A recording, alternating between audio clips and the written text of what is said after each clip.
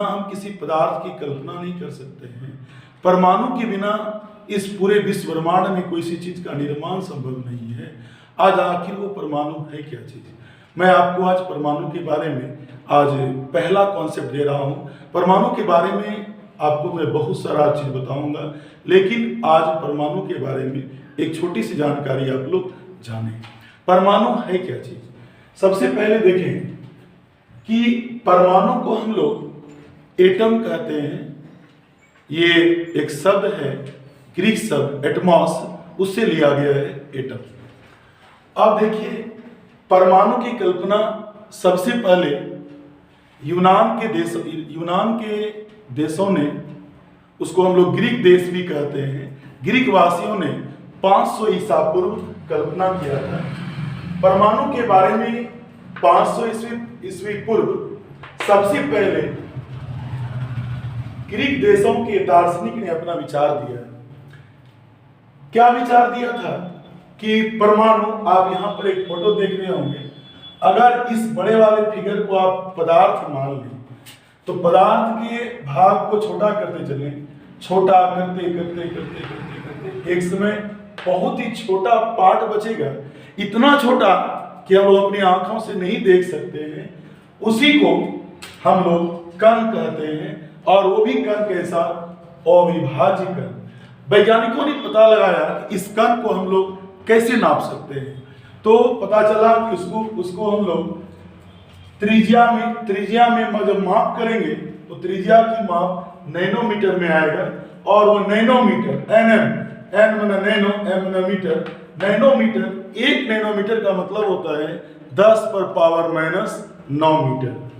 और ये जो कण होता है वो कण पदार्थ की रचनात्मक इकाई है। एक रचनात्मक, जिस तरह हम लोग बायोलॉजी में पढ़ते हैं कि कोशिका को जीवन की, ये पूरे शरीर की एक रचनात्मक इकाई कहते हैं, जिसके बिना शरीर का निर्माण संभव नहीं है। उसी प्रकार ये जो कण है, कण कैसी इकाई है? कण एक रचनात्मक इकाई है। किसका इकाई है? तो पदार्थ की इकाई है। कण के बिना पदार्थ नहीं बन सकता है। और ये जो कण होते हैं 2 अवस्था में रहते हैं। जब वो स्वतंत्र अवस्था में रहेंगे तो रासायनिक अभिक्रिया में भाग नहीं लेगा। आप देखते हैं, देखिए He कभी भी He2 नहीं होगा, He रहेगा। लेकिन ये जो हाइड्रोजन है, इसकी इकाई स्वतंत्र नहीं होती है।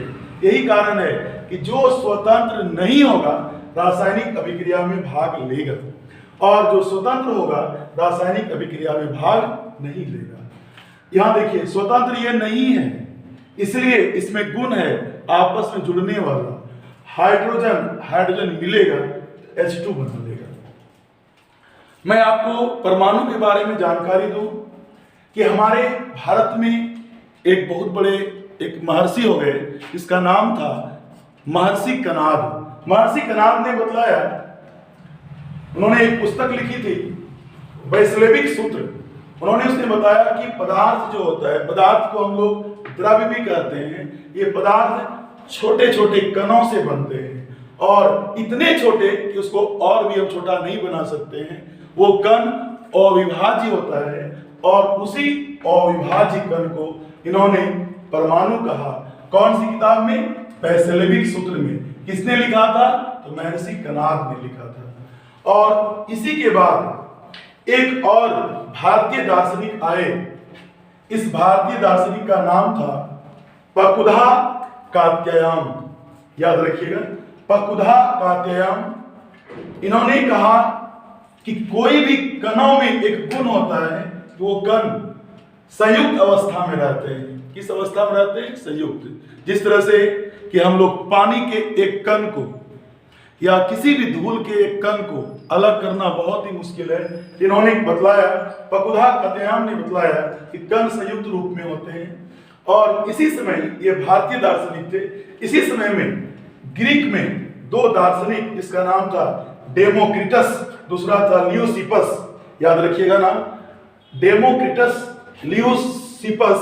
इस दोनों ने भी कहा कि पदार्थ का जो अंतिम अविभाज्य कण है, मतलब last undivisible particle of matter is called atom.